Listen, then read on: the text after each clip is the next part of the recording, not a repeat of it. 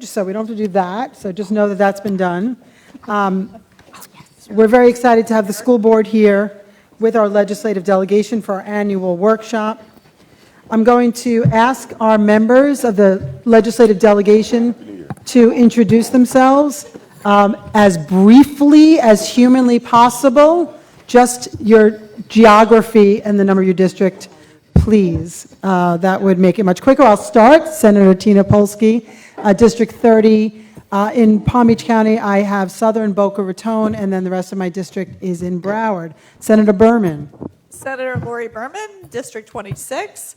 Boca, parts of Boca, Delray, Boynton, Wellington, and South Bay, and Belglade. Thank you. Next, please, Senator Powell. Good morning. Oh, I'm sorry, I didn't It's see okay. you, Representative Edmonds. Welcome. Good morning, everybody. My name is Javante Edmonds. I represent District 88, Lake Park, part of Palm Beach Gardens, mostly West Palm Beach, Riviera Beach, and a slither of Royal Palm Beach. Thank you. Thank you, Senator Powell. State Senator Bobby Powell Jr., representing Senate District 24 from Palm Beach Gardens all the way down to Lantana. Excited to be here. Remember this, a life of service is a life that counts. We'll skip over Senator Caruso, Representative Caruso, Vice Chair Harrell. Thank you very much, Madam Chair. I represent District 31, which you are currently in, and that includes lots of towns, Tequesta, Jupiter, Juneau, Palm Beach Gardens, Royal Palm, Loxahatchee Groves, Pahokee, Jupiter Farms, etc. Thank you. Thank you. Representative Skidmore. Thank you, Madam Chair. Good afternoon. Good morning. I forget what time it is. I'm Kelly Skidmore. I represent District 92, which is western portions of Boca Raton, Delray Beach, and Boynton. Thank you. Rep. Casello. Thank you, Madam Chair. My name is Joe Casello. I represent District 90, which includes the great cities of Boynton Beach and Delray Beach. Thank you. Thank you. Representative Gossett-Seidman, your location, please. Yes, thank you. I'm Peggy Gossett-Seidman, District 91, Boca Raton, Highland Beach, and southwestern Palm Beach County, a little portion there. Thank you. And finally, Representative Roth. Hey. Good morning, everyone. I'm Representative Roth, District 94. I have the largest district in Palm Beach County. My northern boundary is the Martin County line, west of the Turnpike, all the way down to Southern Boulevard, out to 20 Mile Bend and Arden, then all the way out to the Glades, including Belglade, South Bay, and Pahokee. My western boundary is the Henry County line, and west of 20 Mile Bend, my southern boundary is the Broward County line. So welcome, and I do have my aide, William Ponsult, please stand out, and Terry Mitzi was in the crowd a minute ago. Where's Terry?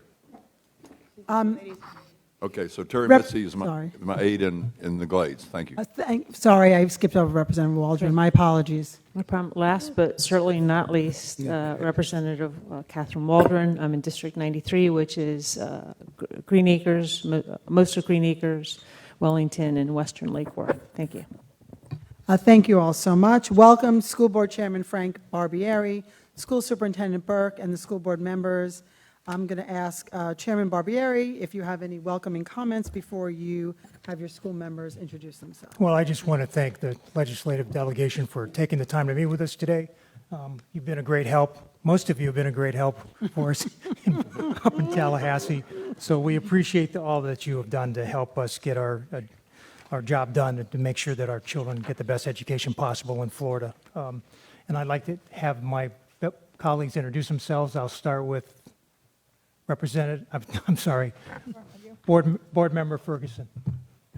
Yes, definitely board member, not representative. Edwin Ferguson, District 7. My district kind of meanders from Riviera Beach down into the southeast part of Delray. Great to be here. Mrs. Whitfield. Thank you so much. Good morning, good afternoon. I'm Erica Whitfield. I represent District 4, which is West Palm Beach all the way down to Delray, all of Palm Beach Island, all the way to Military Trail, minus the little section that Mr. Ferguson has in the middle. Vice Chairwoman Brill. Good afternoon, everybody. I'm Karen Brill. I represent District 3. Think about Delray Alliance and Cobra. I'm the unincorporated school board member with a piece of unincorporated Boca Raton and Lantana and Green Acres. Mrs. Andrews. Good morning, everyone. I'm Marcia Andrews, school board member at District 6. I am your Western representative. Lake Worth Road, Lantana Road at the Turnpike, going west. a little sliver of West Palm Beach, and then as far west as you can go with Wellington, Royal Palm Beach, Loxahatchee, the acreage, Westlake, Canal Point, Belglade, Pahokee, and South Bay, as far west as you can go. Thank you. Ms. Ayala. Good morning, everyone. Alexandria Ayala, representing District 2, which includes Central Palm Beach County, Palm Springs, Green Acres, parts of West Palm Beach, Haverhill, Cloud Lake. Happy to be here today, and thank you all for having this meeting with us. Mrs. McQuinn. Good morning. We happen to be in my home district, District 1, and I moved west to Miss Andrews. I bump into her, and then south to Board Member Ferguson. And so I am at the Martin County line, north to North Lake Boulevard, east of the ocean. Thank you. In addition to the honor I have of serving as chairman of this great school board, I represent District 5. My district is pretty easy to figure out. It's a big rectangle. It includes the city of Boca and the unincorporated area west of Boca. I go from the ocean to the Everglades to the Delray Boca line and then down to the Broward Palm Beach County line. So, Excellent. Thank you. Well, I'm going to turn it over to you, Chair Barbieri or Superintendent Burke, for your presentation. Thank you so much. Yes, well, thank you. Again, my name is Mike Burke, Superintendent, and as Chairman Barbieri said, we really appreciate this opportunity each year to meet with the delegation before the legislative session to share with you our accomplishments and our priorities for the upcoming session. You just met our school board. There's a PowerPoint presentation, and there's also a hard copy in your packet if you wish to follow along, because we got limited screen viewing here. But you just met our board, and I would like to congratulate, we had 3 of our incumbent school board members, Ms. Whitfield, Ms. Brill, and Ms. Andrews, that were reelected by a wide margin and enjoyed great community support, and I felt like that was a really testament to the job that the school board and the school district is doing, that where the community supports us. So congratulations to them. And also, I'd like to welcome, you just met Mr. Edwin Ferguson. He's our newest school board member, and he is being elected to District 7. He has filled the seat that was vacated by Dr. Deborah Robinson that retired after 22 years of service. So we're a team, the board and I, and I'm going to take you through a few slides and then leave plenty of time for questions. So if we hit the next slide, we like to start out with some fast facts. We are the 10th largest school district in the nation. As you all know, Florida has big school districts because we align with our 67 counties. Our school district was founded in 1909. So we are 114 years old, but we are a healthy, vibrant, spry 114 years old. And we continue to change with the times.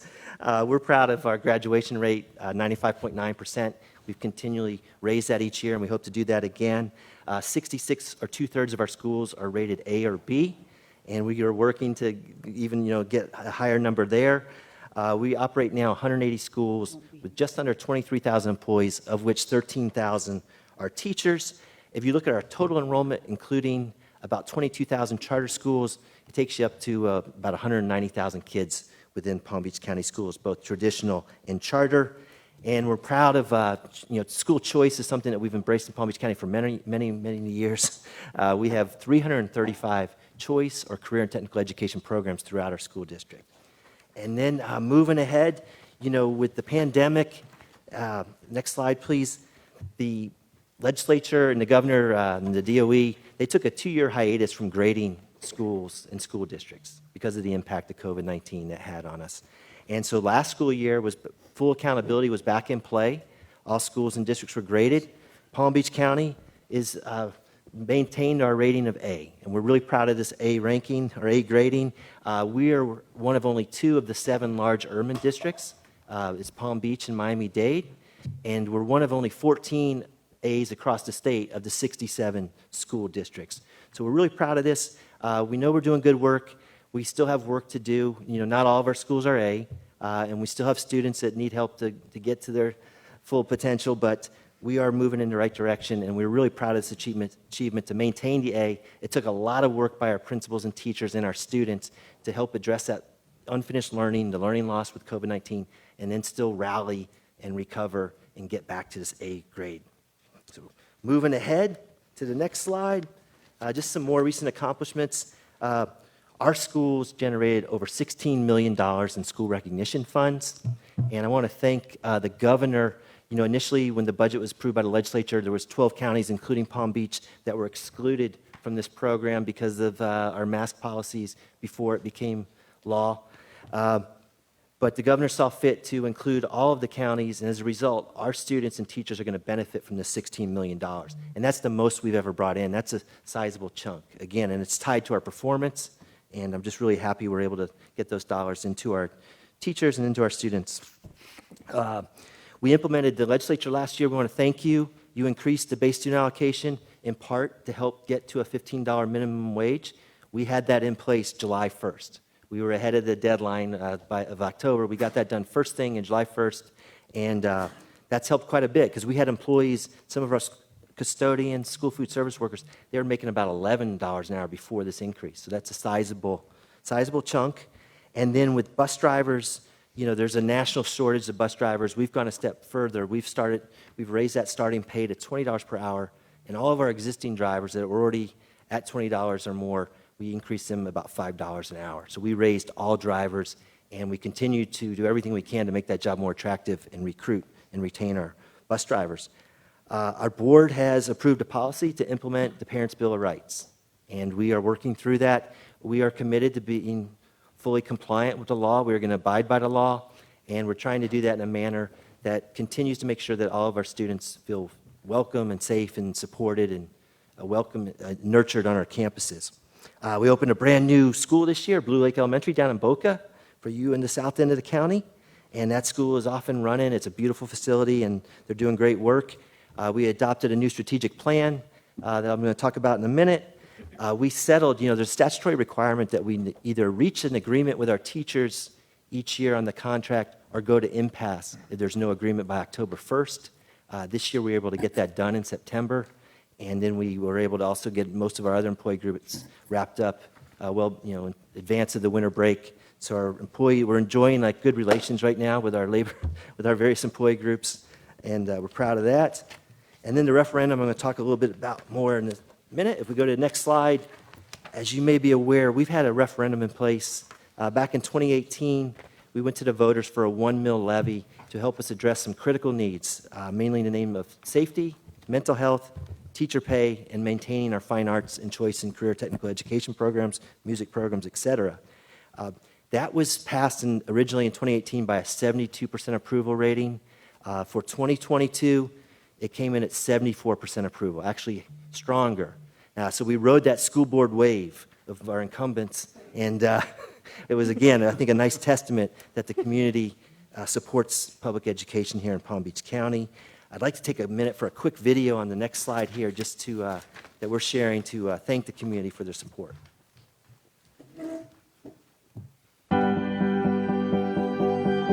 I'm a future pilot. Thanks to the voters who supported the 2022 referendum by 74%, the sky's the limit for my dreams. And mine, and every student in the Palm Beach County School District. Approving the referendum is a priceless investment in staff. Thank you, voters, for supporting teachers. As a school district police officer, it is my job to protect our schools, students, and staff. It is with great appreciation that I'd like to reach out to the voters and say thank you for recognizing school security. Passing the referendum will continue to fund student mental health services. As a school behavioral health professional, I know firsthand how much this support means to our students. So thank you. And the continuing referendum also means that about 750 art, music, PE, choice and career technical education programs will stay in place. Strong schools, strong communities. Thank you, Palm Beach County.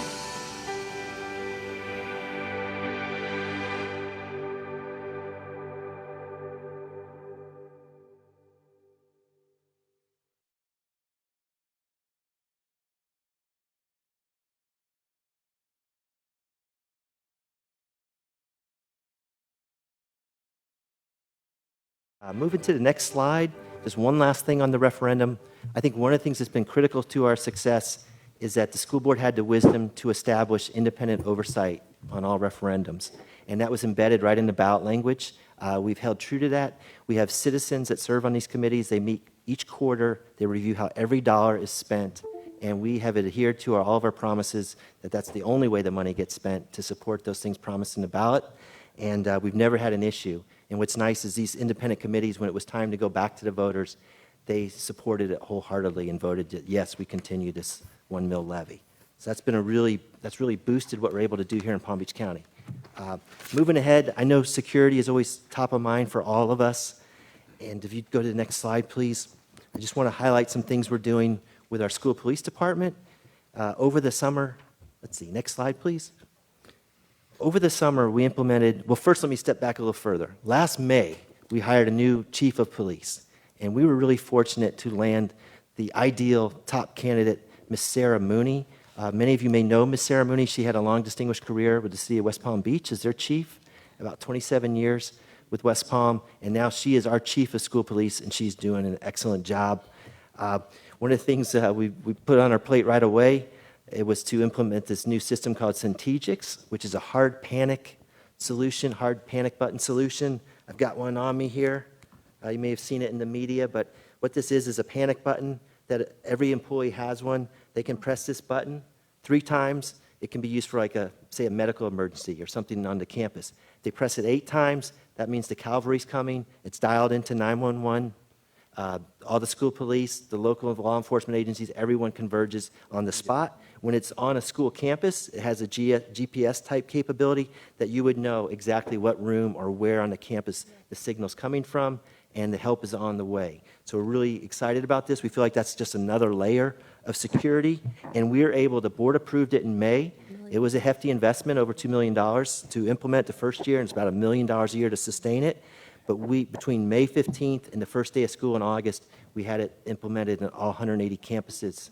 So we're really proud of that. It took a lot of hard work of our team on all sides of the house. So thanks to the team as well.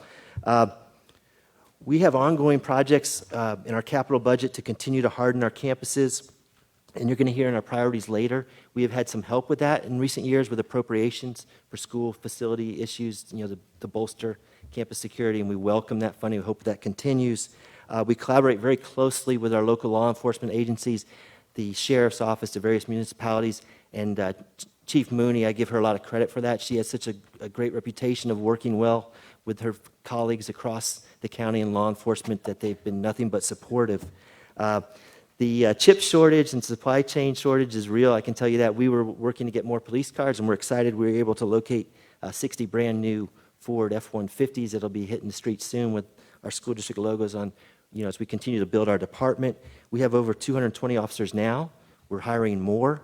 And one of the things that Chief Mooney did I thought was really smart is, in order to help retain our officers, sometimes we would lose officers, particularly those younger in their career, that would leave us to go to the sheriff's office or a municipality because we were on a 10-month calendar that aligned with the school year.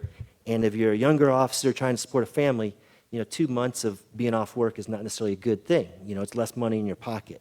So Chief was able to kind of figure out that we needed about 90 officers that we could keep busy year-round. We offered those to our employees, and we filled 89 of them. So that was, I think, a good way of saying, hey, if you want to work year-round, we have that opportunity for you. We do have other officers that have joined us, that are relatively young retirees from the first maybe 25 years of service with another agency. So some of them like the 10-month calendar, if they're in that position in their life where they can afford to get by with a little less salary and spend more time with their family. But now we offer both options, and I think that was a really smart thing to do to help sustain our department into the future. We utilized the Fortify Florida app that was created after Stoneman Douglas, and we continue just to work to make sure that our compensation package is attractive to officers. And we've increased the pay considerably in the last couple of years, and we're right on par with the other agencies in Palm Beach County. Moving on, we opened Blue Lake this year. Next year, we got 2 brand new schools opening. West Boynton Middle School, out in the western Boynton area, as the name would imply. And then also the next slide, you'll see our new high school. This is the first new high school in Palm Beach County in many years, about 16 years, Dr. Joaquin Garcia High School, which is in the western Lake Worth area, Lyons Road and Lake Worth. And we'll be working tonight to try to set the boundaries for that school with our boundary committee. But we're really excited. This is a $105 million state-of-the-art facility. It's going to be wonderful. And moving ahead, our mission statement. So when I became superintendent a little over a year ago, the board had recently crafted a new mission statement, and I felt like it was an excellent one. The mission of the School District of Palm Beach County is to educate, affirm, and inspire each student in an equity-embedded school system. So as I went to develop this plan with our team, we said, this really guides it. Those are 3 pillars: to educate, affirm, inspire. And we've developed a detailed plan. If we move to the next slide, I'll spare you. I'm not going to read all the objectives, but what I would like to point out is that this plan was developed getting community and student voice. We spent a lot of time with focus groups, using online tools to try to build consensus across our community about what was important, and then we've crafted objectives. We've set measures and goals that the school board is going to hold me to. This is going to be part of my evaluation. So there's accountability, and we're excited about this work. And if we move to the next slide, one of the things that I thought I'm most excited about is we really prioritized the student voice when we sat down to craft this plan. We had a consultant go out to 6 high schools across the county, and we had focus groups of students, and we were deliberate, and we told our school principals, don't just send us your student government or your honor society. Send us a good cross-section of kids that represent your school in total, from kids of all interests and academic standing. And the consultant, we were deliberate. We didn't allow adults in the room. I wasn't able to be there.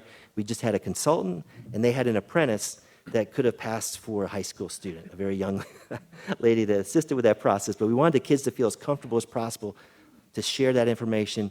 And then again, our board, this is so important to them, they approved a new policy this year to form a student advisory committee for the first time in our history.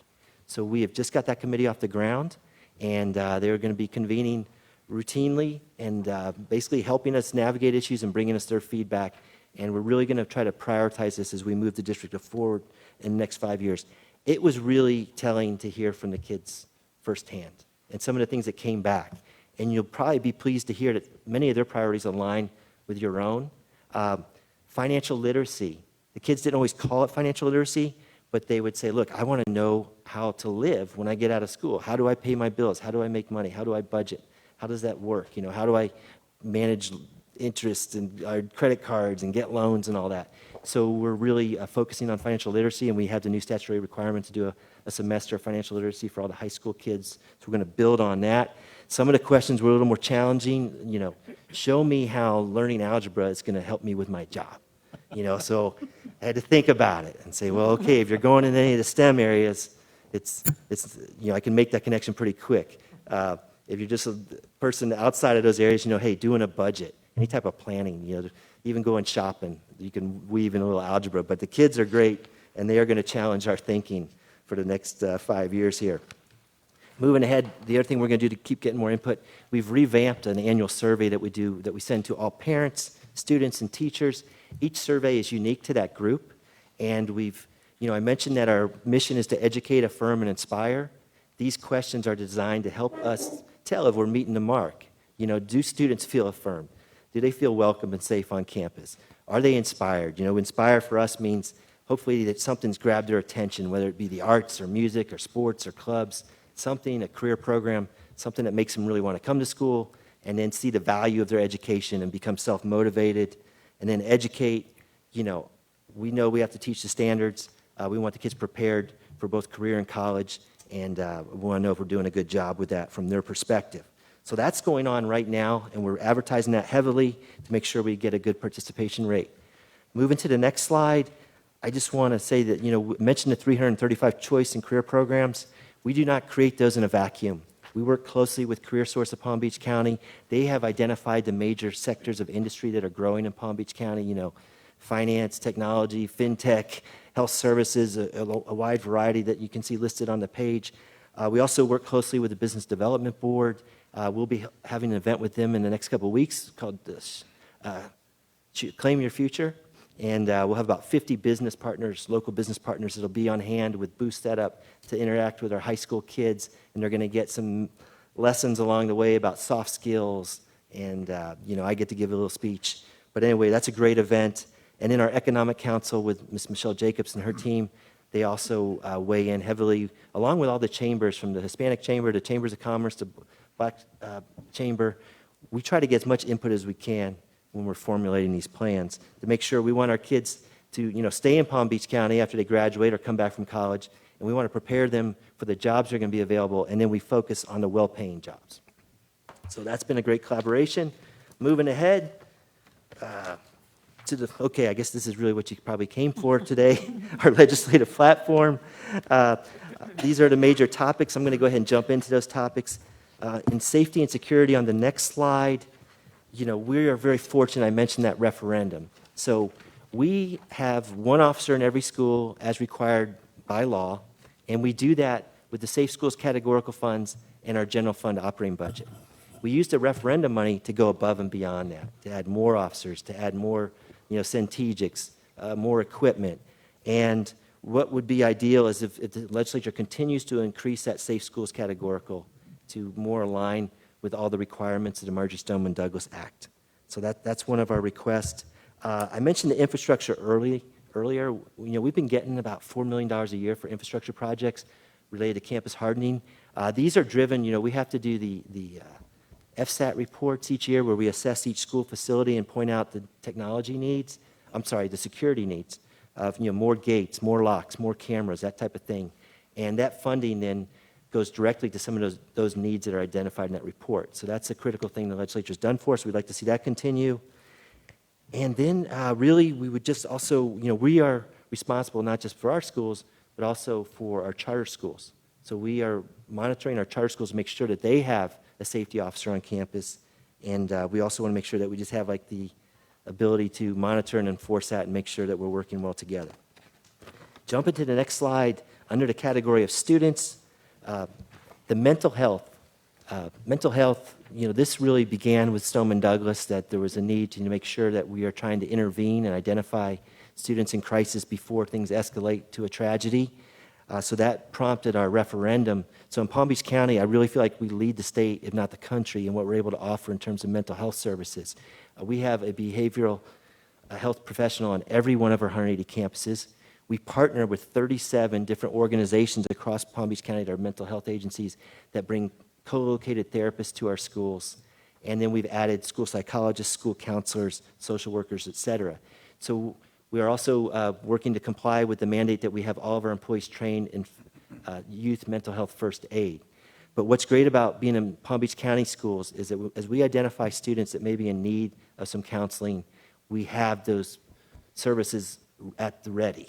And accessing health care can be a challenge for anybody, student, adult, in any state. So in our schools, I really feel like we're very rich with that support. And I checked to see how it was being used last year. We had over 30,000 students take advantage of the mental health services, and we had over 3,700 students that had 25 counseling sessions or more. So, if you think about that, that's pretty significant numbers. And, coming out of the pandemic, as you probably read, it's not just Palm Beach, but the needs of our students in this area, the anxiety, the depression is far greater than it's ever been.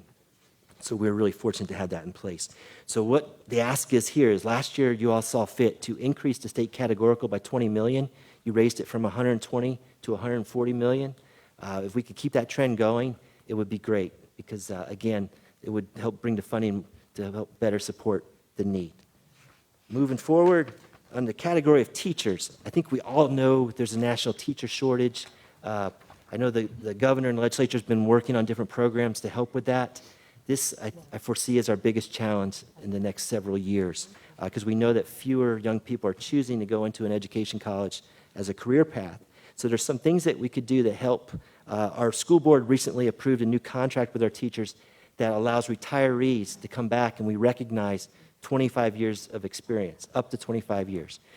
Prior to that, retirees, if they chose to come back, they kind of had to start all over again. They went to the minimum of the salary range.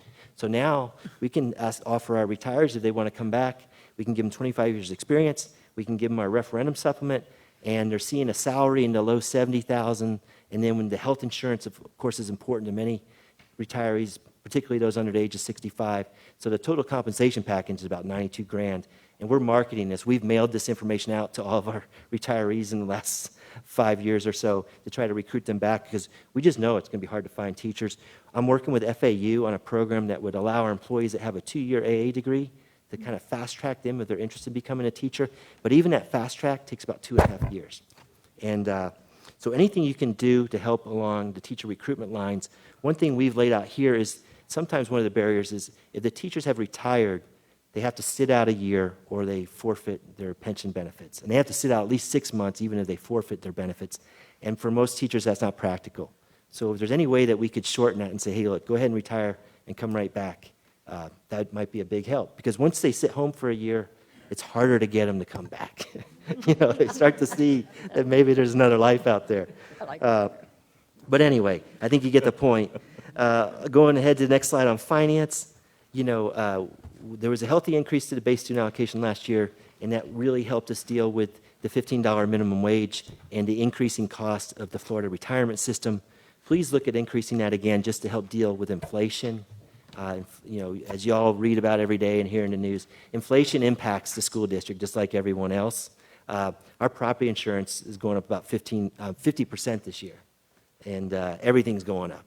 So anyway, any increase there, it costs more just to provide that same level of service each year, and the BSA is really the vehicle to get more money into the school districts for these type of costs. I want to thank the legislature and the governor for last year for maintaining the required local effort. That's the majority of our local tax rate is at RLE. And the legislature sets that as part of the budget each year, as you know. And for many years there, we were rolling it back, which means you roll it back because there's an increase in taxable value. And, you can get less, roll it back. You still may get the same money. But if you want to really help fund education and build on it, by keeping the RLE the same, we benefit when property values go up. And Florida is currently 44th in the nation in terms of funding per student. We were 46, so we've made some headway. We're starting to move in a positive direction, and maintaining our RLE is one way to keep that going. Moving ahead to the next slide, just a couple other finance things. We've talked about the referendum a lot here today. We want to, of course, continue to have that vehicle available to us where the voters can make the decision to increase local education funding. Right now, we can only go for 4-year increments. It would be nice if we could go for a longer duration because we have a lot of important programs that are tied to that referendum. And if we could get, a longer duration, it would put people at ease a little bit. On the capital outlay millage levy, for many years, a couple decades, we had 2 mills of board authority. Back in the Great Recession, that was reduced to 1.5 mills. So we took about a 25% reduction there. So each year we asked, hey, to consider going back to 2 mills. This year, on a related note, you're going to receive the results of a study by OPAGA that took a look at the capital millage levy, and they've come forward with some recommendations. And currently, when it comes to capital funding, this is our funding for the traditional schools. And the charter schools are funded through a separate allocation that the state approves through the budget that's driven mainly by PICO dollars. The OPAGA study recommends revisiting this and potentially sharing some of the 1.5 mil revenue for charter school projects where they can demonstrate a need. And that obviously that could stand to negatively impact our school district. We borrow money to build new schools. We pledge revenue from this 1.5 mil levy over the next 25 years to do that. And this is a long-standing funding formula. So I would just ask you, if you hear anything about OPAGA and the capital millage levy, please kind of look at that with a very discerning view, knowing that it could spell trouble for your home district. We've seen the expansion of the scholarship programs, the family empowerment scholarship programs. We now see in Palm Beach County over $70 million that gets kind of redirected that would normally may have come through the FEFP to traditional schools to now fund these voucher or scholarship programs.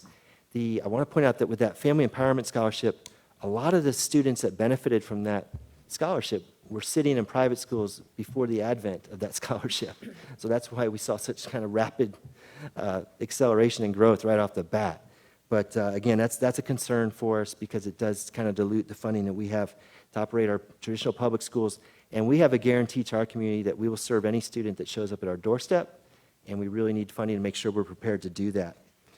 Just moving ahead, accountability and assessments. This is our first year of progress monitoring. So we now test our students 3 times, early in September. We're wrapping up our mid-year assessments now, and then we'll have the first 2 are for information only, and then we have the third one in the late spring is just like in the past is the one that really drives accountability.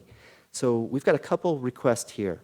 I'm not sure if you're familiar with the term concordance scores, but concordance scores is what allowed students, if they struggle on the state assessment test if they scored well enough on the SAT or ACT, we could substitute that and allow them to graduate. And for the last couple of years, the state has delayed raising that bar.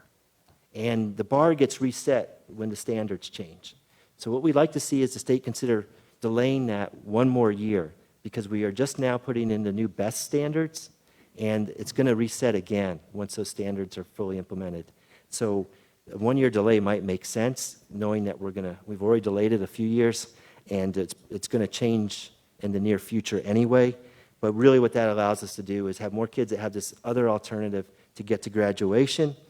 And then the other thing we want to be able to do is, now that we're using the state testing 3 times a year, those first 2 informational tests have a lot of value in terms of like diagnostic, analytical value, to see how our students are doing and make sure that we're trying to tailor our programs and meet their needs, that we get them prepared for that final assessment in late spring. And so this one's kind of a technical request that the DOE works so that that format of that testing, the data that comes out of that, we're able to integrate into our systems and really benefit and use it for, drill right down to our individual teachers so they can kind of diagnose and look at their kids and adjust instruction as needed. So that's it with accountability. Next big area for us is pre-K. As a state, I think one of our toughest measures to meet is 3rd grade reading. Our district is at 54% proficiency, and we're doing okay. We're above the state average, but obviously no one's going to be satisfied with 54% of our students reading proficiently at 3rd grade. And one of the key ways that we ever hope to really change that dramatically is starting earlier. So we are trying to make the best use of, we have a great partnership with Children's Service Coalition, the Council, I believe, the Early Learning Coalition. We're trying to leverage the pre-K programs that are in place, make sure we're in alignment, that we're communicating, working well together. But anything that you could do to expand pre-K for 3-year-olds, potentially 4-year-olds, that will pay huge dividends for our schools down the road. And then lastly, the next slide was a video, but I think I'm going to skip it in the interest of time. I'm going to end with a prop, I guess you would call it. I've been around a while, about 33 years. I went back and I looked for, this is the Florida school laws. So the earliest edition I still had laying around was 2010. Now, in 2010, we had 818 pages of Florida school laws. And as a relatively young CFO, I could have probably torn this book in half. Maybe not. But today, there's no doubt that the 2022 edition is 1,315 pages. Wow. So we have grown 497 pages in the last 12 years. So if you think that's like a generation of kids coming through our systems, that's a 60% increase in legislation. And I just share this with you to say, hey, maybe enough's enough. Or maybe no more laws. Maybe we can take it easy this year, because we have a lot of legislation to implement. Stoneman Douglas is a major piece of legislation, well needed, and we are fully compliant. The Parents' Bill of Rights I mentioned earlier, we're working through that. But anyway, when you're up there looking at major bills and stuff, brevity is a virtue. And thanks for indulging me with that plea. With that, Senator Polsky, that concludes our presentation. I'd be happy to take any questions. Thank you. Anything you want to add, Chair Barbieri? No, I at this think moment? let the Other questions? legislators ask Okay. questions. I wanted to just start with a comment. It is so nice to hear all this good news, that the great things that this Palm Beach County School District is doing. For those of us in Tallahassee, especially if we've been around a while, we hear a lot of negativity. School boards are not respected, public school districts are not respected, and I, representing this area, have always tried to push back on that, because I personally feel what a great job our school district does. So I really appreciate the numbers, the data that you've provided, and we will continue to support you and fight for you and uphold the good work that you're doing, because we're really like in a vacuum there, that it's just constantly bad, bad, bad. We need to get out of the public schools. That's really all we hear. I sat on 2 education committees for 2 years in the Senate, and that's really what we felt. And I still believe this statistic is correct, that 90% of our students are in public schools. And so, we need to support public schools, and I'm so proud of the job that you all are doing. So I do have one question that I'd like to start with. This is a non-controversial, easygoing question. We have heard rumors that the arming teachers may become mandatory. As we know now, it is a voluntary program that Palm Beach County has opted out of, and our teachers cannot be armed. Have you heard this? If you have, what do you think it might look like in Palm Beach County? And, if you can comment on, what you think the board or the district would be able to do in that circumstance Sure. if you were required to do so. Yes, well, Chief Mooney and myself, we enjoy a good relationship with Sheriff Bradshaw, so we've made sure that those programs are available at this point to charter schools that may be interested to have a school guardian or armed security guard. In Palm Beach County, to date, we've just placed an emphasis on our own school police department, which we're fortunate to have. We're one of only a handful of districts that have that. But I have been attending, meetings with the superintendents and Commissioner Diaz, and one we also heard from Sheriff Galtieri. And the way it's been explained to me was that there's some, when people first heard of the school guardian program, they envisioned, you grab a kindergarten teacher and hand him or her a gun. What I think it's evolved more into, and as the commissioner has explained to me, is this is, being very selective about finding somebody that maybe has the background. The training to become a school guardian is 180 hours. A big part of that is marksmanship, target practice. And I've been told that, I would not pass it probably, because you've got to basically have probably a military or, law enforcement background to have that type of skill set. So where we stand right now, we have not added school guardians, but what we'd like to do is get more information about the program, knowing that it could become maybe a requirement. Chief Mooney came up, she had a suggestion that I embraced, and I haven't brought this to the board in a formal capacity yet, but what we think would be valuable to do is to send a small cadre of people through the school guardian training, kind of as a pilot, to allow us to better evaluate it and see if it may make sense. That if you have, because the way it's really being pitched now is if, we're not as a replacement for school police officers, but if, our high school campuses can be 40 acres. Even if we have 2 or 3 officers, that's a lot of acreage to cover. And, is there an assistant principal or a coach with like the namesake of the program, Aaron Feist, that might have that background where that, it might be a handy thing to have in terms of a crisis, because what Commissioner Diaz has pointed out, that time is the biggest factor in trying to save lives and mitigate the threat. So we're going to be taking a fresh look at that, and I hope to use this, again, kind of experience of maybe sending, Chief Mooney's working with the sheriff now and his employees to figure out how we might be able to do that pilot and send some people through. And then what I would like to do is I'll be convening a workshop with our board, and Chief and I will bring back our findings and see, how our board feels about it. And if there may be a place for that in Palm Beach County Schools. But as of right now, we stick with our law enforcement officers.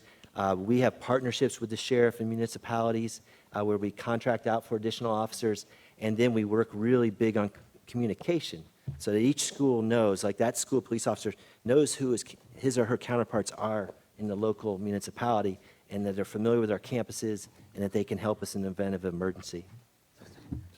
Thank you so much, Superintendent. I will open it up to my colleagues to ask questions. Vice Chair Harrell. Thank you very much, and thank you for what you do, each and every one of you on the school board. I really appreciate it. My major concern is teachers and having good, qualified teachers in our classroom.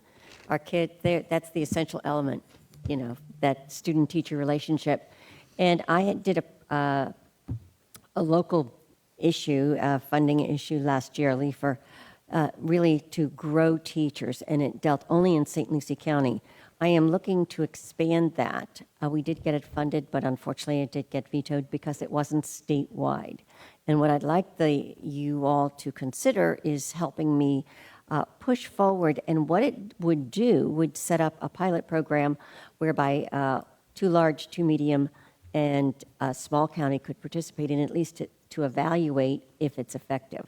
And that would be to say, you have paraprofessionals in your classrooms right now. Let's grow our own. let's take those individuals who are in your classrooms now and fund them to get 4-year teaching degrees through, and you already have a program working with FAU, and ask our community colleges, state colleges, or you have a university here, to underwrite some of that. So with the state put in money, the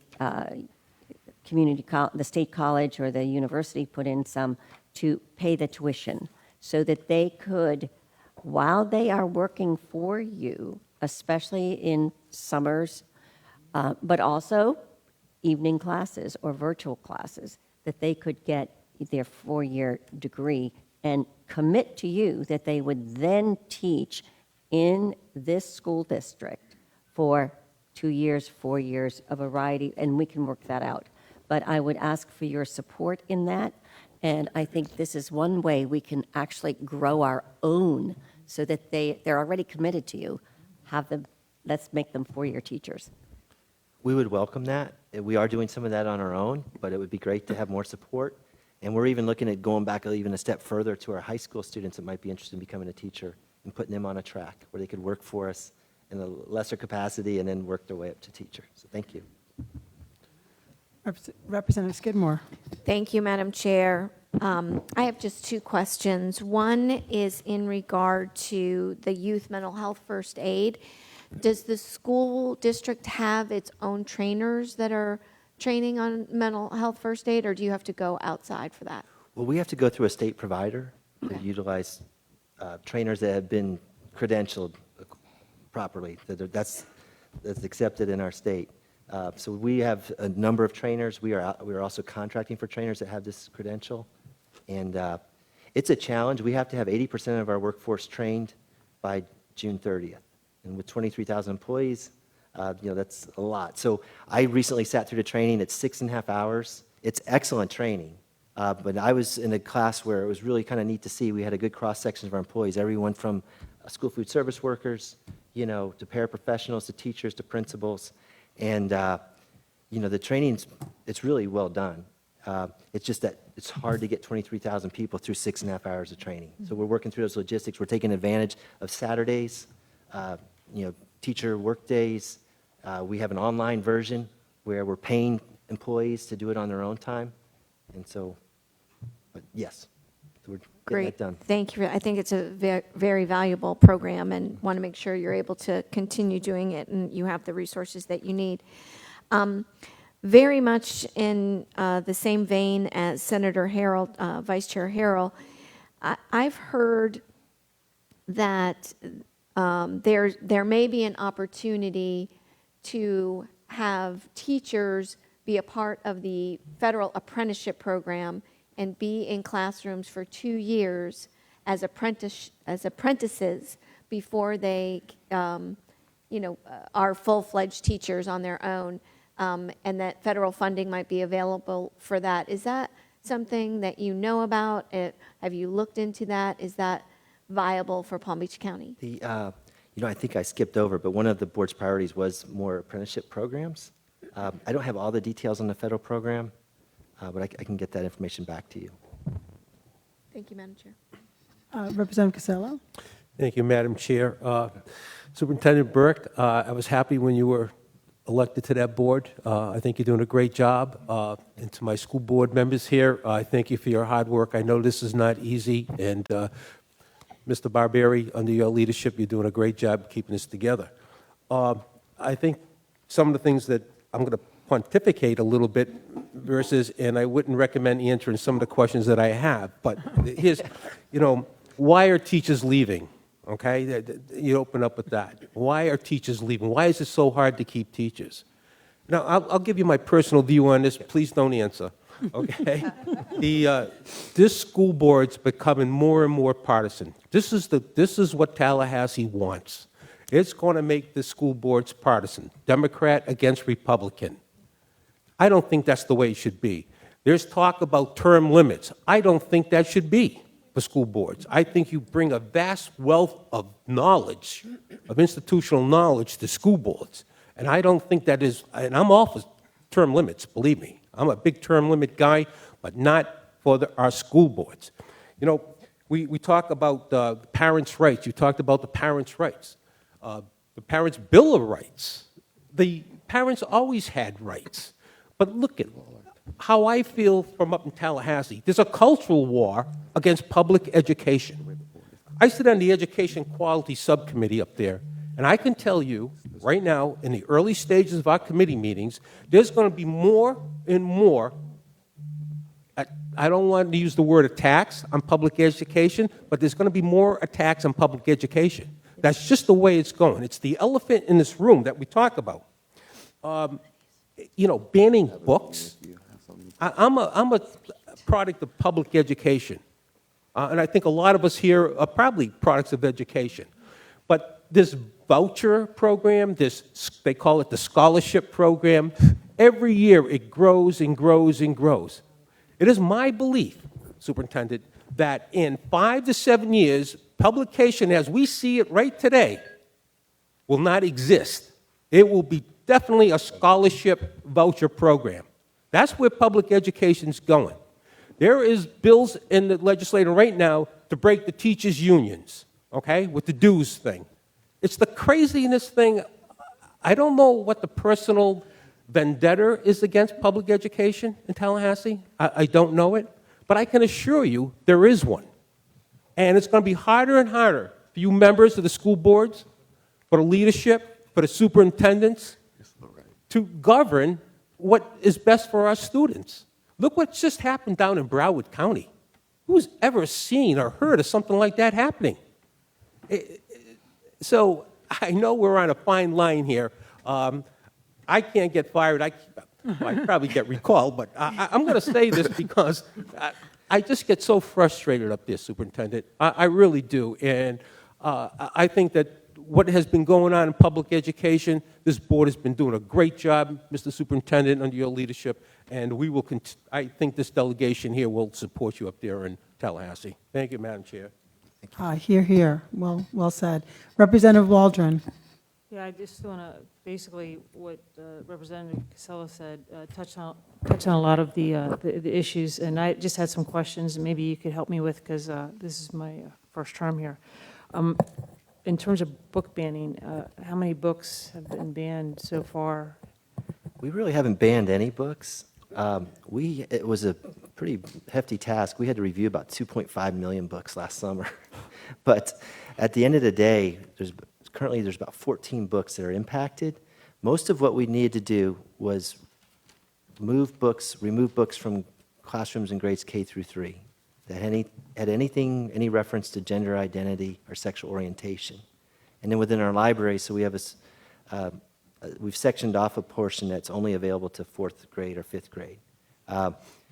We had a couple books that we did remove, but it wasn't so much because of the Parents' Bill of Rights, but because we found images that were just not appropriate, like kind of graphical images. So, there's been a lot of, there's some books, like there was a book specifically referenced by statute, the 1619 project, that we're not allowed to instruct on. But if a student decides to use that book for a book report on their own, that's fine. So we've spent a lot of time this summer reviewing books and then working with our principals and our teachers to kind of explain, because the legislation, once it's passed and after it's covered in the media, a lot of people jump to conclusions, and sometimes you're not sure what the true requirements are. We've been sorting through that to try to minimize the impact, making sure, again, that we abide by the law, but that we don't overreact and remove books that were, unnecessarily. Okay. So we have a review process that aligns with the statute, and we're working through that now. The big task now with a recent state board rule that we have to evaluate all the classroom libraries. So each individual library within a teacher's classroom, all those books have to be categorized, evaluated, and then posted on the website so parents know exactly what books are in their kids' classroom. That's quite a task, so that's good for you, I guess, going through that. And then just a couple other questions. What's the average pay in our county for a teacher? So we And started. what is it in the state and in the nation? Just Our starting salary currently now is $49,133. Our average pay with the referendum in place is about $60,000. Florida has made great headway with the starting salary, with the governor's effort, to get to 47.5. We're now beyond that. Last year, we got more funding, and for the first time, it allowed us to start addressing the veteran teachers to try to mitigate the salary compression. That's one of our major issues. It's in our priorities. So let's see. As a state, when you look at the average salary, Florida's still kind of in the bottom tier. But on the beginning salary, they're doing very well. So the priority at this point really shifts to continuing to increase that teacher salary categorical and then giving school districts the flexibility to put those dollars where they're needed most. And right now, that need is with our experienced teachers. Okay. Yeah, I know the compression issue is a big issue, so I've heard a lot about it. Yeah, it really is. And that's one of the reasons we have that referendum, which helps mitigate that to some extent. But it's demoralizing to our teachers when we sit down at the bargaining table and, when we first implemented that 47,500, that immediately took the new teacher up to a teacher that had, 8, 9, 10 years of experience. Right. Last question. I'm on the Choice and Innovation Education Subcommittee. What would you say, and this is kind of probably an umbrella question, but what's been your experience on the impact of choice and charter schools on the public system here in the county? So, we've had charter schools now for a long time, over 2 decades. We have about 11% of our students in charter schools. And we're sitting in a charter school here today that's really a nice exemplar of excellence. There's 2 schools running here that serve autistic students, and they do a great job with it. I had the chance to tour this school. We work hard to hold our charter schools accountable. They are now part of our referendum, so they also receive those monies, and they're also subject to the same independent oversight as us. So I feel like that process has matured somewhat, and, we would like to still see, since the board is held responsible for charter schools, if something goes wrong, it falls on the school board's shoulders. So we are kind of concerned with there's this growing ability for agencies outside the school board to authorize charters, and that's problematic. I would suggest if the state's going to authorize charter schools on our behalf, then they should assume the oversight and not expect the local board to do that. That's a good point. The bigger concern at this point, I would say, from at least a financial standpoint and from making sure that we protect the integrity of the traditional public schools and our ability to serve any student that needs it in our county, is the scholarship programs. Those are growing faster. They're growing exponentially, much faster than charter schools ever grew. And I mentioned earlier, over $70 million in Palm Beach County alone is going to support the Family Empowerment Scholarships and the McKay Scholarships. So in recent years, the legislature has increased the eligibility for those, raising the income amount that families can qualify. And if that's to continue, that's going to be problematic. And my concern is that, currently there's only so many private schools and parochial schools. Right. You'll probably see more being opened with this revenue stream now available. But that's going to be limited number of seats for limited number of kids. And I don't want it to be that the public schools become schools of last resort, where what we're left with is the kids that have the most challenges, whether it's exceptional student education or just high poverty populations, that type of thing. So that would be the one to keep an eye on, because we're seeing that grow really quickly. Okay, thank you very much. It's very helpful. Just before I get to you, Senator Berman, I just want to follow up on that one.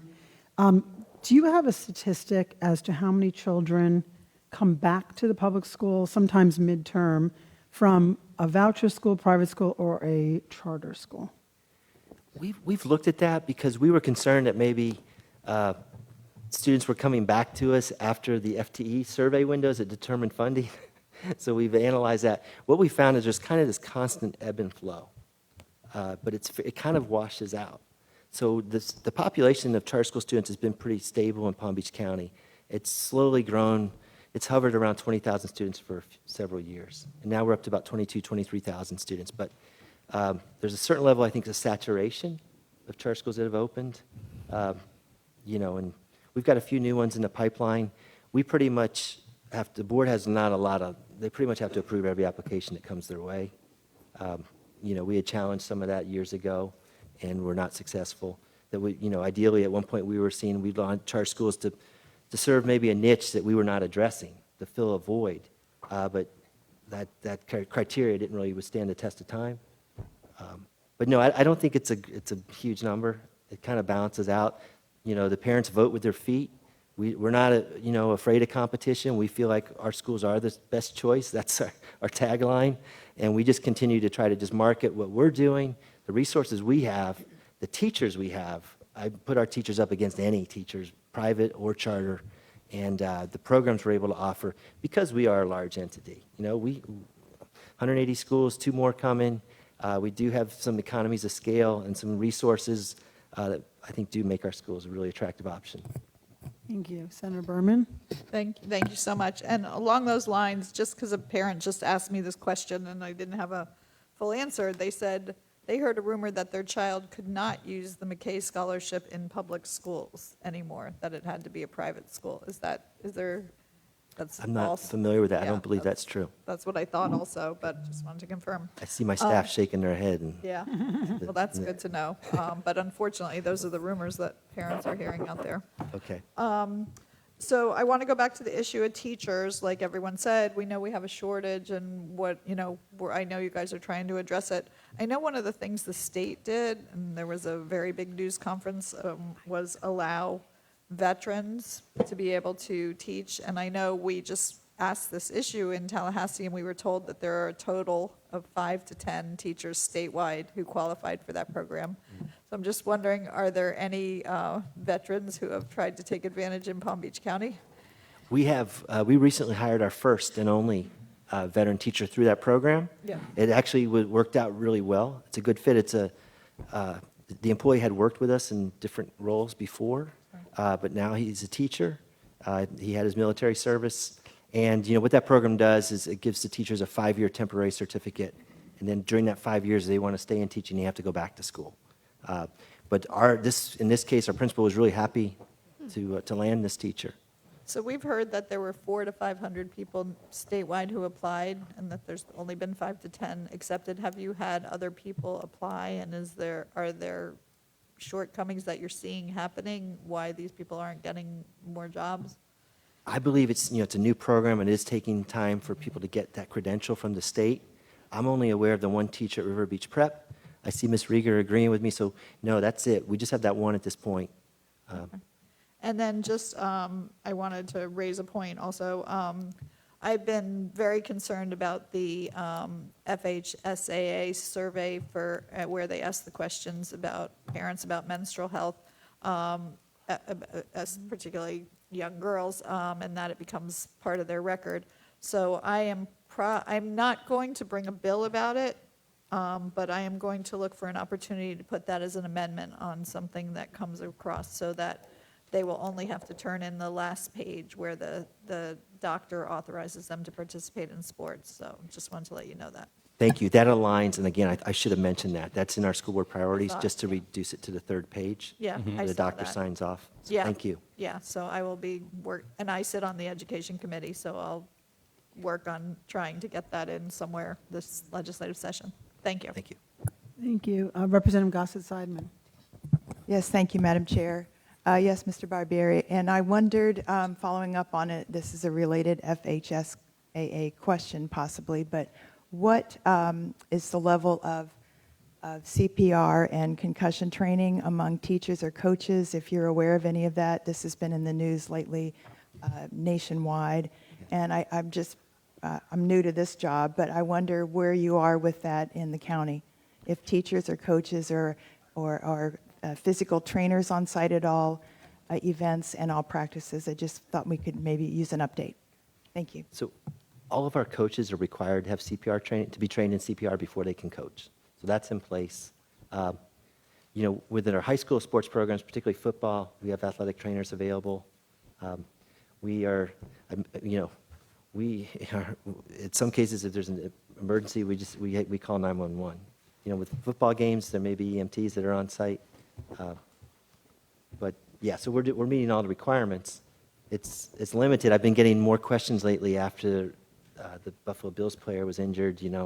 I think that's got everyone kind of revisiting things. But we've got limited resources, but we are meeting all the requirements, and coaches are trained. So there's at least 2 coaches that would be on the site that could do CPR until we could get more help there. We also enjoy a partnership with our healthcare district where we have a school nurse on our campuses. We recently had a situation that required both the school police and the school nurse to administer CPR, and they saved a life in doing so. And we have the AED machines throughout our campuses. And then we've also added the Stop the Bleed kits in all of our schools as well, in case there was any trauma. Thank you. And as a follow-up, do you foresee a need for concussion training or further personnel on site during practices or games of all levels, not just football, but including, non-contact sports? You can have falls in track and field, volleyball being contact, but you have other sports where just a little one movement can produce a problem. Just wondered overall, I know this would be a massive funding issue, but I just wondered of your status currently. Well, there's a lot of requirements already in place, and like with the football helmets having to be reconditioned, and that's part of the concussion prevention. But we'll adhere to all the requirements. The FHSAA that was referenced earlier helps set those requirements for us. And I know it's sometimes just the conditioning of the helmets is a challenge because the amount of vendors that can do that, and it is costly. But our schools work hard to make sure we're compliant. Okay, thank you. Thank you.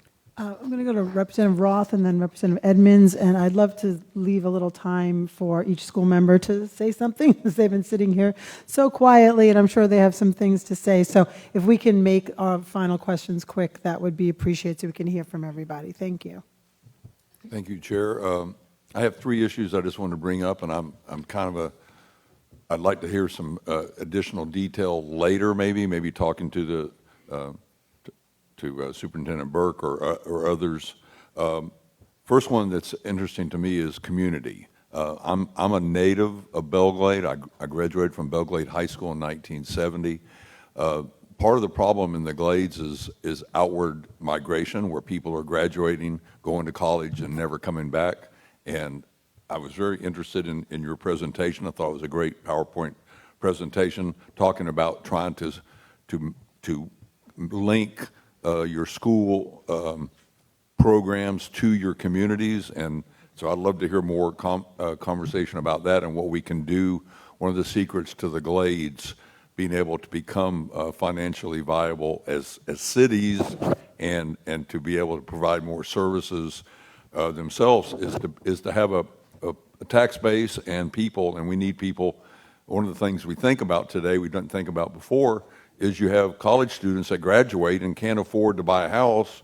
So if they can live with mom and still have a job and come back to Palm Beach County, that's all good work. I'd like to hear more about that. I think there's only maybe 3 people, Senator Harrell, Senator Powell, and myself, maybe, that voted on Marjorie Stoneman Douglas in 2018. So I'm very much glad the report I heard today, the emphasis on at least trying the guardianship program, hardening of schools. Mental health is a big issue we need to hear more about, and I love the fact that you showed us your panic button. So I think we're well on the way, or it sounds like we're dealing with some of these issues, but it's nothing more important than school safety. The third thing I will mention, I would love to hear more about the book review process. I thought some of it in the legislation was, a little bit tedious, but it really was trying to put the burden on people that were actually purchasing the books and reviewing the books, that they had some accountability and the principal is accountable. So we just want to hear, did we hit the mark? Did we go too far? Do we need to do something different? We want to know how you feel about the review process. I was glad to hear that you said you only banned 14 books. But to me, the issue is having appropriate, educational materials in the school. So thank you. Yeah. I guess just real quick, there's a couple points I'd like to make. One of the things that we're prioritizing is I mentioned the choice programs, career programs. We're really fortunate. We have some good partnerships with local businesses. So like Seminole Ridge High School has a construction academy. It's aligned with White's Construction. And that's a great partnership. They build a house every year for Habitat for Humanity. Jupiter High has medical programs, and they partner with Jupiter Medical Center. So one of the things we're trying to grow on is for all these programs, if we can match them with a local business, it brings in, we make sure we're teaching what we need, that keeps us current on the industry standards, what the skill sets they need. So we're working to do that in the way of, choice programs. The Security, I appreciate your support. Yeah, that's a top priority of our school board, and it's a never-ending quest to make schools safer. As Chief Moody's explained to me, you're never really done. You're just always trying to improve. The book review process, I want to just kind of clarify, we really haven't banned any books. We've had to relocate some books. We've had to explain that some books may not be used for classroom instruction, but they're available to the students if they wish to read them. And then there was a couple that were appropriate that probably shouldn't have been there in the first place. But the state board, when they extended that definition of library to the individual teacher classroom libraries, that's a heavy lift for districts across the state. We've got, roughly 12,000 classrooms. This only applies to the elementary school teachers, but you're still talking, 7,500 classrooms or so. So that was the part that really has now required us to put a lot more effort behind it. And it's going to be some work to maintain it, because you think anytime a teacher may have gone to Barnes & Noble and, used their teacher lead money, or they had a grant maybe that provided some books for them, now there's a process. They got to get that book approved through their media center, their media specialist, and then it's got to get uploaded onto the school website. So there's a little more bureaucracy to navigate. We're working through it. And again, part of it's just trying not to, some of this legislation, by the time it gets to us, the public's concerned that we're like trying to avoid teaching history, or that, these are taboo subjects, and we're trying to sort through that and say, no, this is what we have to do to abide by the law, and this is what we're going to continue to do to make sure we support all our students and affirm them, and feel sure they feel welcome on our campuses. Thank you. Representative Edmonds. Superintendent Burke, board members, Dr. Oswald, Mr. Sanchez, I just want to thank all of you for your work. It's not easy getting our students through COVID, being the 10th largest district, and I just want to commend you. So I have a few questions, and I also want to let you know about a few pieces of legislation that I will be filing. So my first question is in regards to guidance counselors. Most guidance counselors have about 500 to 400 students. That number could be off, but what are we doing to support our guidance counselors and provide training or any funding towards them? Yeah, we've added more guidance counselors to try to bring that ratio down. I would, just yesterday I was at Pahokee High School. Ms. Whitfield, Ms. Andrews was with me. And so we heard from students that these were students that really impressive young men, young women. And one of the things they brought to my concern was they felt like they didn't really start thinking about everything it took to apply for college and scholarships until their senior year. And they expressed a need for more guidance support. So I feel like this is something that we need to do more on, like work on, because I don't think we're having the impact that we need. Guidance counselors, I'm sure they're busy, but I'm not sure I'm answering your question. We do a good job with the counselors we have. I think that's an area we could invest more in, and then also look at how they're using their time. Guidance counselors have a lot on their plate, and what we have to do is try to make sure, when you're an adult on a school campus, sometimes you get directed to deal with whatever crisis may erupt, or maybe supervision duties, the bus loop or the cafeteria, and we need to make sure that we kind of safeguard our counseling time so that they can have the broadest reach to impact kids. But I can't tell you that we're where we need to be, because I've heard firsthand from kids that say, look, I could benefit. I think some schools may be doing a better job than others, right. But it's a lot. These kids need to navigate to prepare themselves, and you can't wait till your senior year. You really need to, nowadays, you need to be starting in middle school, really, to get yourself on the right track. Thank you for that. And the questions I'm asking, I would love to work with you on these issues as well. We have a huge affordable housing crisis in Palm Beach County. We're all aware of that. We're also having a growing homelessness population in our school district. What are we doing to address the homelessness population? Well, we work closely, with the McKinney-Vento federal requirements. We work with our kids to try to avoid, minimize the disruption to their lives, where they can stay. If they're homeless, if they've moved temporarily, we allow them to stay at their home school. Okay. If that's their wish. So we do that. It's a challenging thing. We support the best we can. That's probably one of those areas you could benefit from more resources. On affordable housing, the first thing we can do is pay our employees the best wage possible. Because with 23,000 employees, our school board has been vocal with me. We're going to have a workshop in March, I believe, to tackle and get into this issue of affordable housing. We're looking at if there's opportunities maybe where we could help utilize some of our property maybe to be a site for affordable housing. But the reality is, such a project may be great, but when you have 23,000 employees, and many of them on the lower echelon of salaries, we're going to be limited in what we can do. So the best thing we can do is things like the referendum. Pay them a wage that gives them a chance to find a place to live. And then, as from an HR perspective, and Ms. Rieger's heavily involved in this, once we know all the programs that are available to workers throughout Palm Beach County, make sure we're getting that information to our employees so they can take advantage of it. Thank you for that. Last question. In regards to parents' engagement, is there any incentive to help the PTA or any organizations alike to get parents engaged? These are great questions. We welcome parent engagement. Sometimes it can be a challenge. Our schools work hard at this. Our Title I schools have a portion of their Title I funds that are dedicated strictly to that they must spend on parent engagement activities. But when you've got families that are working, 2 jobs, 3 jobs, their time is very valuable, and it's hard to sometimes get them engaged. It's something that's important to us. When we did our strategic plan, we reached out, like I mentioned, the SEQ survey that's going out to parents right now. But it's an ongoing effort. And I want to commend you on I believe you have a school board app, and I know a lot of parents are utilizing that, so I know you are making efforts. So the 2 pieces of legislation that I will be filing in regards to education is House Bill 105. It's the Summer Youth Service Program. It's going to require the Department of Education to create a statewide employment hub with school districts and universities and employers so they can have summer internships for our students. I hope to get your support on that. Absolutely. Our second bill is going to be the Save Our Teachers Act.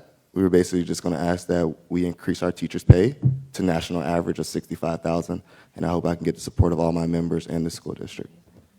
Thank you. Yeah, you can get all our support. That'd be great. Thank you. Representative Crusoe, quickly, please, because I want to give these members more than a minute to say hello to us. Thank you, Chair. And I just wanted to thank Chair Barbieri and the board for joining us here today and for your presentation, Superintendent Burke, this afternoon. I've got a lot of questions, but I'll narrow it down to one for time's sake. There are new laws with regards to Holocaust education, education on the Ocoee Massacre, anti-Semitism, and hate crimes based on race. Could you just briefly discuss how you've implemented those laws? Yes, so that's part of our curriculum. We make sure we comply with those laws. With Holocaust studies, we do a lot of work with outside agencies like Insight, and FAU has a Holocaust Center. So we try to just take advantage of the opportunities that are available. We're fortunate to be in Palm Beach County because we are rich with survivors of the Holocaust. Mm-hmm. So we try to, whenever possible, and they're very gracious with their time, we get living members of the Holocaust that survived that to come in and meet with our kids and tell their stories. Just last week, we held an Anti-Semitism Prevention Day. It was part of our Professional Development Day that was countywide, open to all teachers. We held it both in person and virtually. So it's a priority for us, along with basically, everything. For African American history, Latino studies, all of that. We check all the boxes in terms of those requirements. Thank you. Okay, so I'm going to pass it over to Chair Barbieri to introduce, have his members say a few concluding words each. All right, I appreciate it. One thing that just comes to mind, though, is that every year we run out of time. I don't think there's anything more important to any of you than education. So I think you need to give us more time. This should be a minimum of 2, if not 3 hours. We meet with you once a year. A lot of my colleagues have questions they'd like to ask of you. We don't have the time to do that. I appreciate the time you take to get to us, but if you're going to come to us anyway, can we just make it longer? It's up to you to set that, because I've asked in the past, and I'm always told we get an hour and a half. So if the legislators would just tell your people that you'd like to have a longer meeting with the school board, we certainly would appreciate that. I hear you, Mr. Barbieri, and you will have as much time as you could get. Thank you very much. I'll just start with the order that you're sitting, and just keep it as brief as possible so we can get through. Hopefully we can run over if I don't get all the way around the table. Sure, I'll keep it very brief. I think in District 7, you as the state legislature and those municipal elected officials who are still in the audience, you can help our students by helping to facilitate and foster relationships between the private sector, business community, business owners, and the schools. A lot of these schools have financial shortfalls for materials and traveling to different areas of Palm Beach County to expose the children to other opportunities that they may not have otherwise been able to see. So I would ask that you all, in the midst of your busy schedule in Tallahassee, when you're down here, maybe stop by a school or two, figure out what the principal's respective needs are, and help us in regard to establishing those relationships. I think it'll be something that will have very great benefits to our students as they move forward. Thank you. Board Member Whitfield. Thank you so much. I appreciate you all being here with us today, and I appreciated this conversation. I'm really glad to be able to hear from you.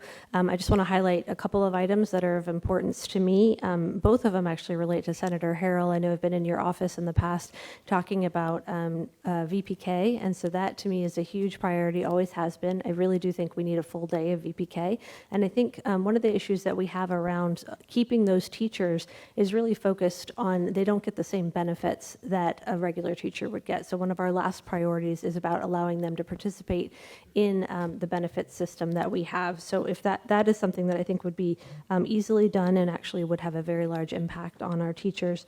The other thing that you mentioned, Senator Harrell, was about the potential partnership with the university to develop teachers.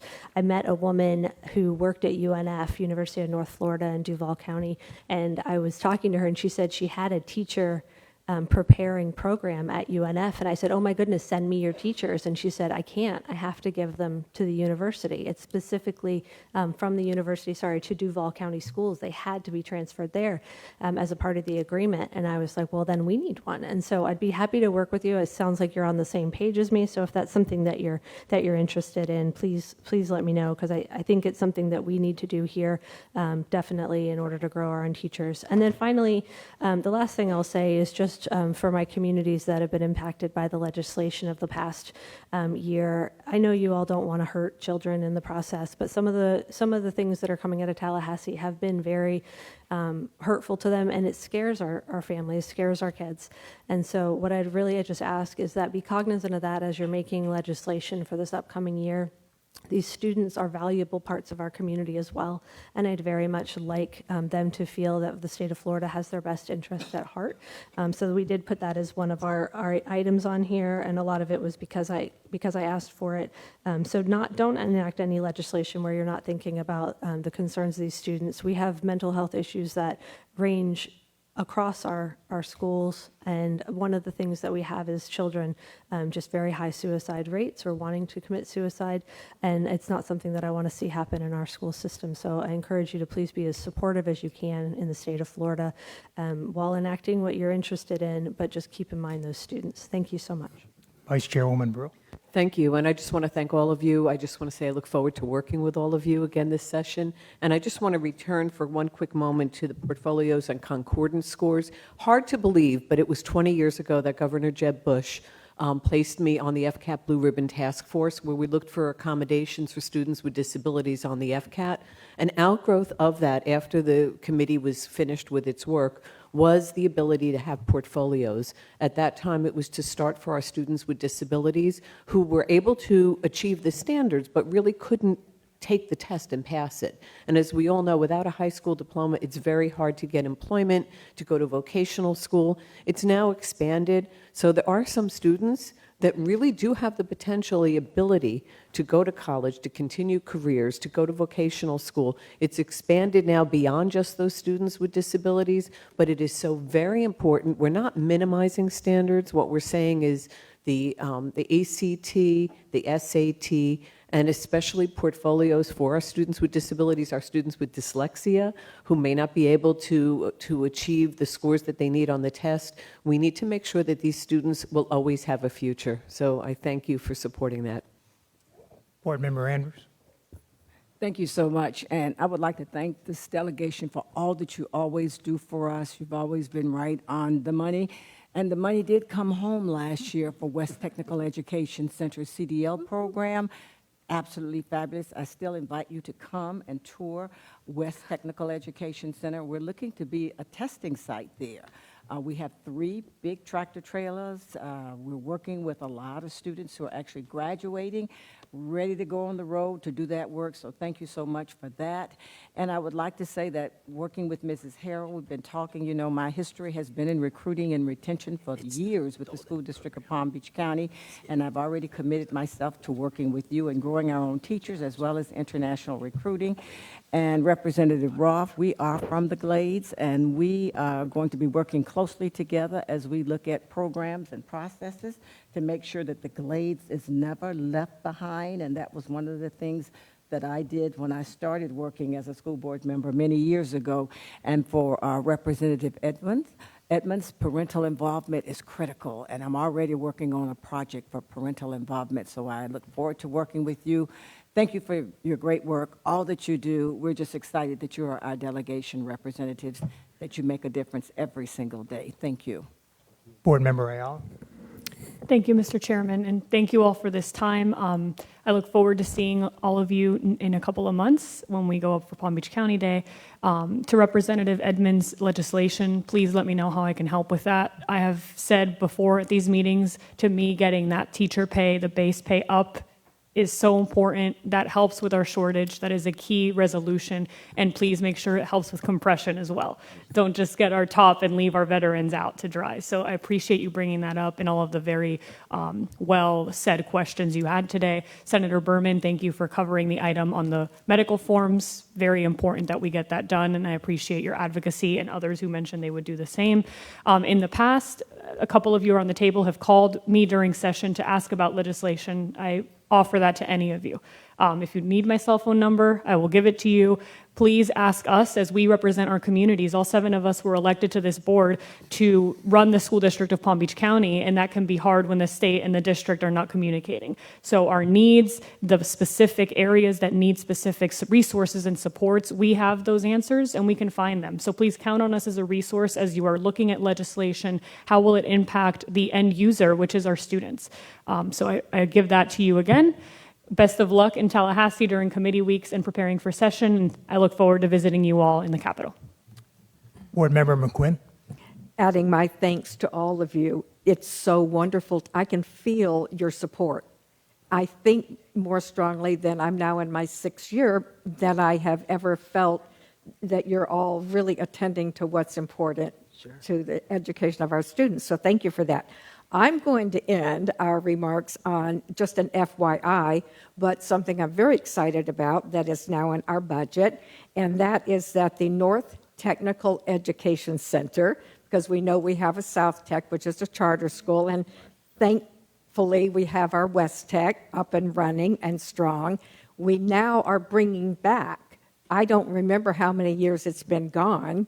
I didn't even know it was gone before I came on the board. North Technical Education Center is being remodeled, and it will welcome our high school students. It's in actually Mr. Ferguson's district, right off of Gardens. It is on Garden Road in Riviera Beach, right off 95.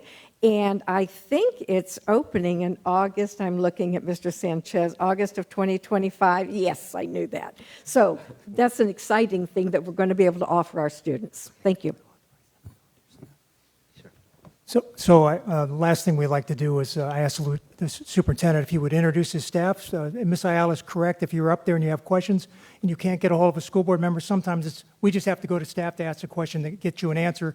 So if you would introduce your staff, and then you're all welcome, according to the superintendent, to call his staff in your Tallahassee if you have a question. So, Mr. Superintendent. Yeah, first I'd like to recognize Mr. Jay Bogus. Jay, would you please stand? Jay is our chief of staff. He heads the legislative affairs department, and we have a great team. We have Ms. Rita Solnett with us there. Rita, could you wave? We also work with Capital City Consulting, which is Mr. Ron LaFace and Megan Fay. So you'll be hearing from them in Tallahassee. We have our deputy superintendent, Mr. Ed Tierney. He is our deputy superintendent, chief of schools. Work very closely with him. He's got Dr. Patricia Ordonez is with him. She's our director of school transformation. To Mr. Tierney's left, we got our chief financial officer, Ms. Heather Frederick. She had the tough job of replacing me about a year and a half ago. And she's made it look surprisingly easy. And then, let's see, we got Chief Sarah Mooney back there. Hey, Chief. We have our chief of HR, Ms. Erica Rieger. And we've got some of our, I see Mr. Keith Oswald, our Chief of Equity and Wellness. Hello, Keith. And then we've got our legal eagles led by Ms. Sean Bernard, our General Counsel, Deputy General Counsel Mr. Blair Littlejohn, and Counsel Yolanda Morgan. So and Mr. Joe Sanchez, who we just heard from. Joe's our Chief Operating Officer. I hope you guys know Mr. Sanchez. He was with us for about 11 years, left for the private sector for about 8 years. We reeled him back in. And if you want to get a school built or anything built, Joe's the guy. He gets it done. It's built quality and quickly. So I hope I introduced our whole team. We might be. All right. Well, thank you all. Thanks for being here. We're all available to help in any way we can. Thank you so much. I truly appreciate the time and effort that was put into the presentation. And I'm sorry, there probably never would be enough time, even if we scheduled all day. But we all know our individual school members for the districts we represent. You all have our numbers. I hope if you don't, let us know. Let's stay in touch during session. You help us analyze bills that come forward, and our doors, I know, speak for all of us, are always open to all of you. And we'll see you in Tallahassee, but please stay in touch with us. And thank you all so much. And with that, Senator Berman says we adjourn this meeting. Thank you.